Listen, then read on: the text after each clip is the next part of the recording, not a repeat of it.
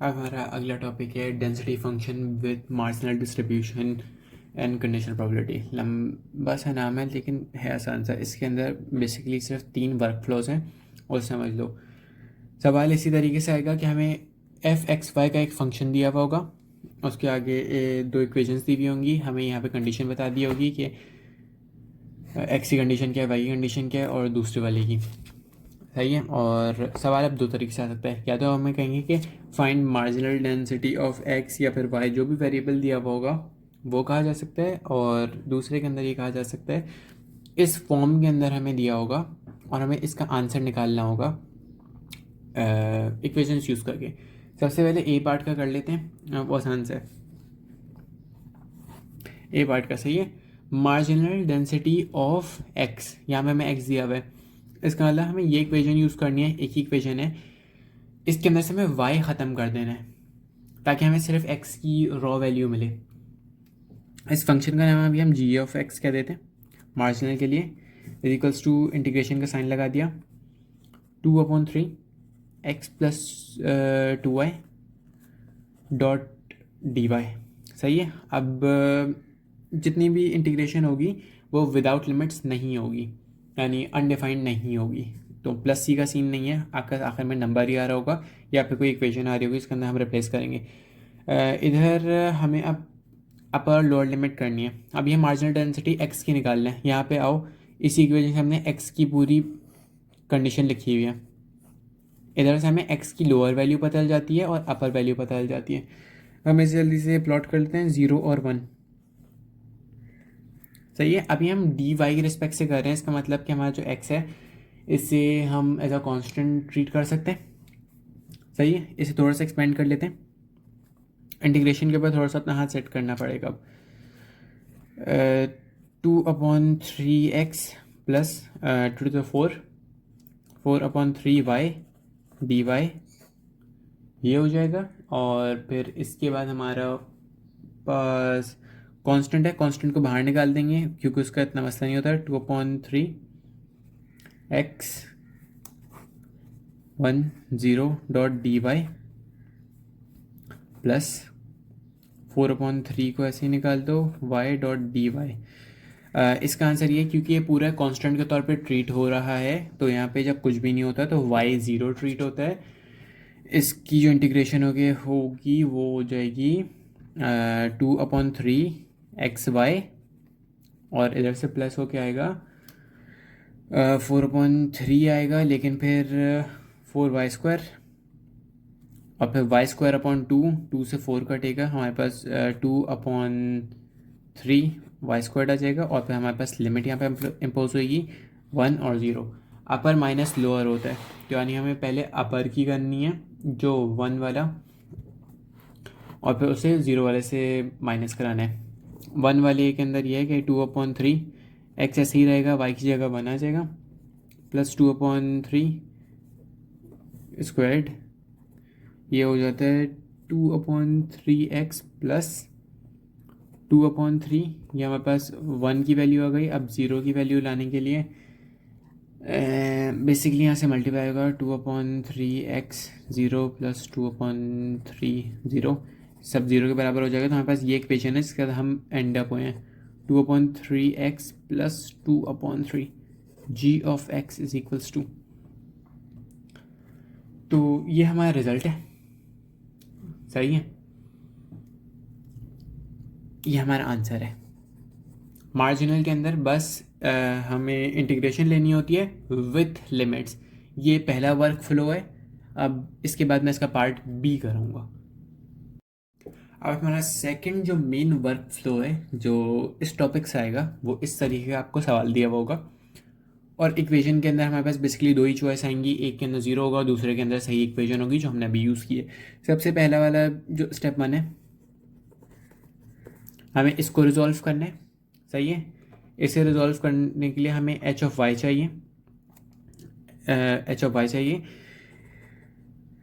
Step 2 के अंदर हम लोग एक फॉर्मूला लगाएंगे, जिसे जो फॉर्मूला होता है कि हमारा f x line y is equals to f x comma y, हमारा ओरिजिनल जो भी इक्वेशन यूज़ कर रहे होते हैं वो, और एच ऑफ वाई जो तुम्हारे पास आया होता है।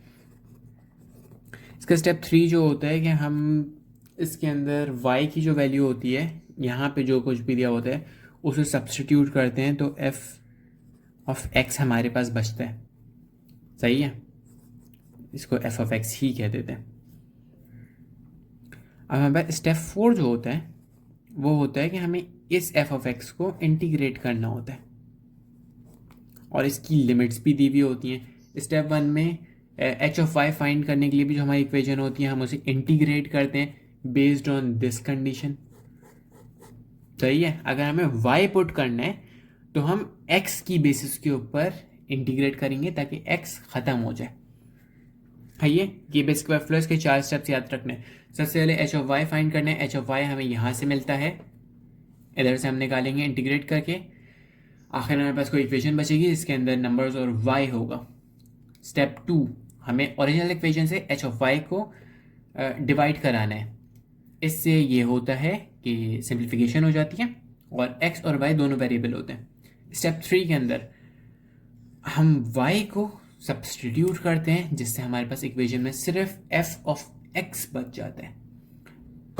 स्टेप 4, हमारे पास ये f ऑफ x वाली इक्वेशन होती है, हम इसे इंटीग्रेट करते हैं, जिससे हमारे पास एक नंबर या फिर इक्वेशन आता है जो हमारा आंसर दे रहा होता है।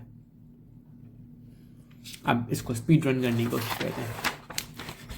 सबसे पहले हमें जो सेलेक्ट करना था, एच ऑफ वाई फाइंड करना है।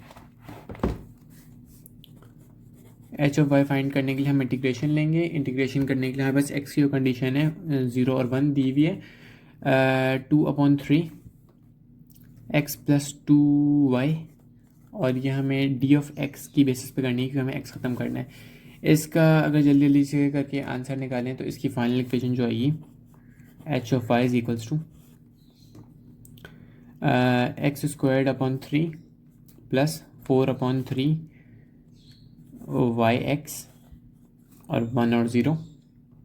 सही है, हमारे पास जो इसका फाइनल आंसर आएगा एच ऑफ वाई का, ये अपर माइनस लोअर करके जो आएगा वो होगा 1 + 4y/3। सही है, ये हमारा स्टेप 1 कंप्लीट हो गया। अब स्टेप 2 पे करते हैं। स्टेप 2 हमारा क्या था, f x line y, original equation जो हमारी थी वो थी 2/3 x + 2y अपॉन 1 + 4y/3। इससे अगर हम सिंप्लीफाई कर लें तो सिंप्लीफाई करने के बाद हमारे पास ये इक्वेशन आती है कि 2x + 2y अपॉन 1 + 4y, यहाँ बस इक्वेशन आ गई। अब हम स्टेप 3 पे चलते हैं। स्टेप 3 बेसिकली क्या है कि हमें y को रिप्लेस करना है। सही है, y = 1/2। y = 1/2 हम डालेंगे तो हमें जो इक्वेशन f ऑफ x बन रही है वो हमारे पास इक्वल है 2x + 2/3। अब हमें ये वाली जो इक्वेशन हमारी आई है f ऑफ x, इसे इंटीग्रेट कर देना है। इसे इंटीग्रेट करने के लिए स्टेप 4 पे चलते हैं। स्टेप 4 के अंदर हम इंटीग्रेशन का साइन डालते हैं। लिमिट्स हमारे पास 0 और 1 सवाल में दी हुई है, और हमारी जो इक्वेशन अभी अभी आई है वो है 2x + 2/3 dx। इसे हम इंटीग्रेट करेंगे तो हमारे पास आता है पहले 1/3 एक्स स्क्वायर्ड प्लस, यहाँ मल्टीप्लाई के अंदर ऊपर लिख दी मैंने। हमारे पास जो फाइनल इसकी इंटीग्रेशन होके आती है वो होती है 1/3 × x², या फिर इसको x² लिख लो, मैंने थोड़ी आसानी के लिए अलग से करके लिखा है, प्लस 2/3 x, और फिर जो हमारी लिमिट थी जो 0 और 1 हमें दी हुई है, 1 यहाँ पे आ गया, 0 यहाँ पे आ गया। अब इसके अंदर हम लिमिट पुट करना शुरू करते हैं। पहले फॉर x = 1 हमारे पास बनेगा 1/3 1 का स्क्वायर प्लस 2/3 1, ये बराबर होगा 3/3। 3/3 1 के बराबर होता है, यहाँ पे पास 1 आ गया। For x = 0 x equals to 0 जब होगा तो हमारे पास ये होगा 1/3 मल्टीप्लाइड बाई 0 का स्क्वायर प्लस 2/3 मल्टीप्लाइड बाई 0 जो कि बराबर होता है 0। अब हमारी वही होती है अपर माइनस लोअर, अपर हमारी 1 वाली थी तो 1 माइनस 0 जो कि हमारा बराबर है 0 के। ये हमारा फाइनल आंसर है किसके लिए, जो हमें पूरी इक्वेशन दी हुई थी जो थी p 0 is less than x then 1 line y is equals to 1/2। इस ये 1 के बराबर है। सही है। हमारे ये जो भी आखिर में आंसर आएगा, अगर सिर्फ नंबर आ रहे हैं, ये या तो 1 होगा या फिर 1 ही आना चाहिए बेसिकली, कि 100% हो रहा है। ये कभी भी 0 से छोटा नहीं होगा। नेगेटिव के अंदर ये कभी भी नहीं होगा। अगर नेगेटिव के अंदर आ गया तो कोई गलती कर दी है जो नहीं होनी चाहिए। अगर ऐसी सिचुएशन आ रही है कि आखिर के अंदर हमारे पास -e होगा, हमारे पास -e और फिर इसकी कोई भी पावर होती है, जैसे 1 कह देते हैं +1, इस तरीके का हमारे पास आ सकता है। इसको जब कैलकुलेटर में डालेंगे तो इवन आउट हो जाता है। माइनस के अंदर कभी वैल्यू नहीं आ सकती, ये बात याद रखनी है। यानी 0 से 0 या फिर 0 से बड़ा होना चाहिए और 1 या फिर 1 से छोटी होनी चाहिए, ये कंडीशन है। वर्क को एक बार फिर से देख लेते हैं। हमारे पास इक्वेशंस दी हुई थी, हमने इस इक्वेशन को यूज़ किया। स्टेप 1 के अंदर हम लोगों ने उस इक्वेशन को उठाया, उसे इंटीग्रेशन के लिए स्लेट कर दिया। इंटीग्रेशन में जो हमने लिमिट्स यूज़ की हैं वो यही हैं जो सवाल में हमें 0 और 1 दी हुई हैं, उन्हें स्लेट किया। उसके हिसाब से हमने इसको इंटीग्रेट किया जल्दी के अंदर, इसका फाइनल आंसर निकाला, अपर माइनस लोअर अप्लाई किया, इससे हमारा ये h(y) आया। h(y) के बाद हमने इसको फॉर्मूला के अंदर पुट कर दिया f(x) लाइन y के अंदर। इसके अंदर आप ओरिजिनल इक्वेशन को आपकी जो y वाली इक्वेशन आई होती है उससे डिवाइड करते हैं, सिंप्लीफाई करते हैं। इसमें बेसिकली सिंप्लीफाई करने का ये था कि हमने 3 को 3 से कट किया और बाकी सब कुछ सेम रहा, कुछ काटने के लिए था नहीं, तो 2x ये सब आया। फिर हमने y के अंदर वैल्यू डाल दी हाफ की, y के अंदर हमने हाफ की वैल्यू डाली तो यहाँ पे हुआ 4 1/2, जिससे 2 हुआ। यहाँ पे 1 + 2 3 के बराबर था। इससे हमारे पास ये इक्वेशन आई। इस इक्वेशन को हमने कहा कि अब लास्टली इंटीग्रेशन पे लेके जाते हैं। इंटीग्रेशन पे हम लेके आए स्टेप 4 पे। स्टेप 4 पे लेके आए, हमारे पास लोअर लिमिट 0 थी और 1 थी। ये कहाँ से आई, सवाल में हमें दी हुई थी, ये 0 और ये रहा 1, ये हमें दी हुई थी सवाल के अंदर। हमने बेसिकली कहा कि 1/3 है तो हम लोग इसको 2x/3 + 2/3 इसको अलग अलग करके डील कर सकते हैं। इस वाले से जो हमारे पास आंसर आया वो था 2/3, और बेसिक रूल होता है कि अगर कांस्टेंट है और कुछ भी इंटीग्रेशन का नहीं है लेकिन dx लगा हुआ है तो x पावर 0 होता है, और इसमें पावर रूल जब लगाते हैं तो x पावर 0 + 1 हो जाती है। इधर से हमारे पास 2/3x आया, इधर हमारे पास यही था 2/3 को हमने बाहर कांस्टेंट के तौर पर ट्रीट किया, x की पावर 1 थी, इस पर पावर रूल लगा तो x² हो गया और फिर x²/2 आया। हमारे पास ये सिचुएशन बनी कि 2/3 x²/2, 2 से 2 कटा, यहाँ पे हमारे पास 1/3 × x² आ गया। आपने इसके ऊपर अपर लोअर